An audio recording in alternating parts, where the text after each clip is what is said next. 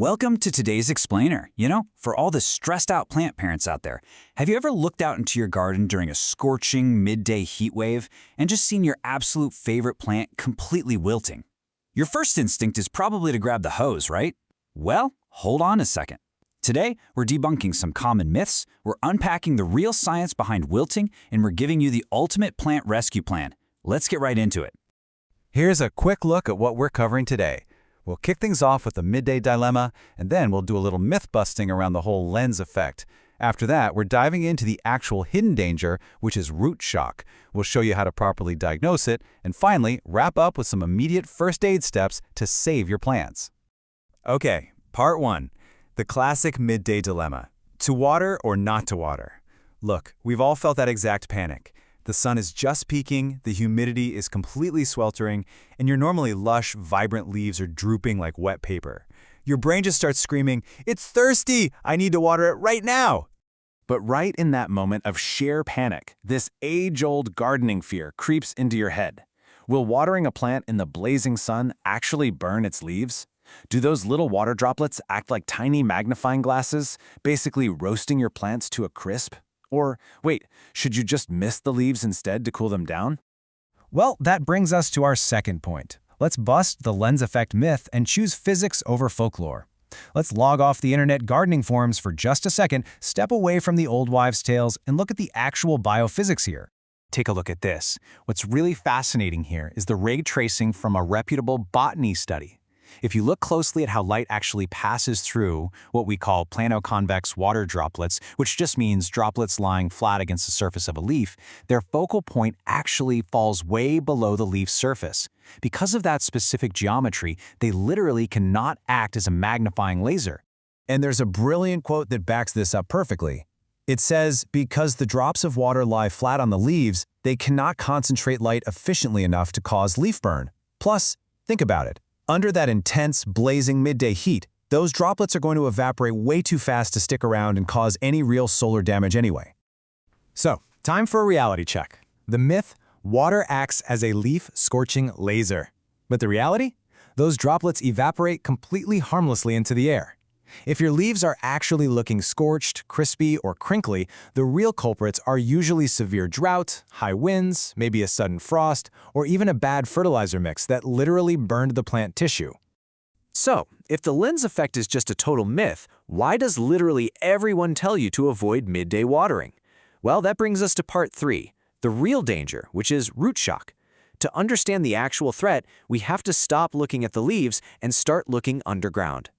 The core issue here is a phenomenon known as root heat shock. I want you to imagine you're sitting in a blazing hot sauna, sweating profusely, and suddenly someone dumps a bucket of ice water right on your head.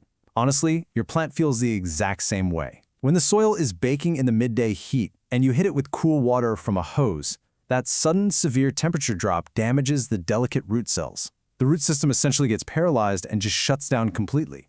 It's really a perfect storm for a biological disaster. Up top, your plant is sweating heavily through its leaves because of the high temperatures. That's called high transpiration. But down below, the shocked roots are completely paralyzed and they can't pull up a single drop of water to compensate. The result is rapid, dramatic wilting. And this is exactly why simply misting the leaves is not enough. That mist evaporates instantly, and it does absolutely nothing for the roots that desperately need hydration. So how do you know if your plant is actually screaming for help? You want to look for these distinct symptoms of heat shock. You might see scorched or dry leaf edges. The stems are going to feel distinctly weak and brittle to the touch. You'll definitely notice a sudden, dramatic wilting that almost seems to happen out of nowhere. And the leaves might even start rapidly turning yellow or brown. If you're seeing these signs, yeah, your plant is in a state of shock. But wait, before you grab the watering can and accidentally make things a whole lot worse, you really need to step back and assess the damage. Which brings us to part 4, diagnosing the shock. We need to figure out if it's temporary or irreversible. There is a massive difference between these two states. Temporary shock usually happens during those intensely hot midday hours. The plant actually wilts strategically to protect itself by minimizing its surface area. The good news? Its prognosis is great. It's going to recover naturally at night when the temperatures drop and it can finally breathe. Irreversible shock, on the other hand, comes from prolonged drought or from drowning the roots in waterlogged soil where they are starved of oxygen. If you don't treat irreversible shock immediately, it's very often fatal. And here is your magic number to prevent that deadly overwatering: 3 to 4 inches. Do not trust your eyes. The surface soil might look bone dry under that blazing sun, but beneath a protective layer of organic mulch, the deeper soil could literally still be soaking wet. So grab a wooden stick, or honestly just use your finger, and push past that top layer. If it's moist 3 to 4 inches down, absolutely do not add more water. All right, once you've checked the soil and you've confirmed your plant is truly suffering from severe shock and genuinely needs intervention, it's time for part 5. Here is your immediate step-by-step rescue plan. The absolutely crucial point here is to follow these exact steps. Step 1, check that deep soil moisture like we just talked about. Step 2, water the roots slowly. Use a watering can right at the base so the water reaches the root zone gradually, instead of just indiscriminately wetting the leaves. Step 3 is so critical. Stop all fertilization immediately.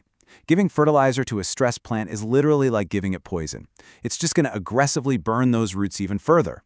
And finally, step 4, apply humic or fulvic acid. Now you might be wondering, why humic and fulvic acid? Well, in professional agriculture, this is considered the ultimate emergency medicine. When your plant's roots are paralyzed from heat shock, these acids act like a total biological reboot. They restore the dormant root system and actively stimulate the growth of fresh, new root hairs. This allows the plant to finally start drinking water and absorbing nutrients again. To make sure you never have to face this crisis again, you'll want to keep this daily timeline in mind. 6 a.m. is your absolute ideal watering time. The soil is nice and cool, and the water can slowly reach the deep roots before the intense sun evaporates it. Noon? That is your high-risk zone, rapid evaporation and severe root heat shock danger. Watering around 8 p.m. is acceptable if you really have to, but be careful. Prolonged dampness through the long night greatly increases the risk of fungal growth. Well, we've traveled all the way from the physics of water droplets down into the critical biology of root shock. So, the very next time your beloved plant wilts in the blazing sun, are you going to waste your time treating the leaves, or are you going to rescue the roots?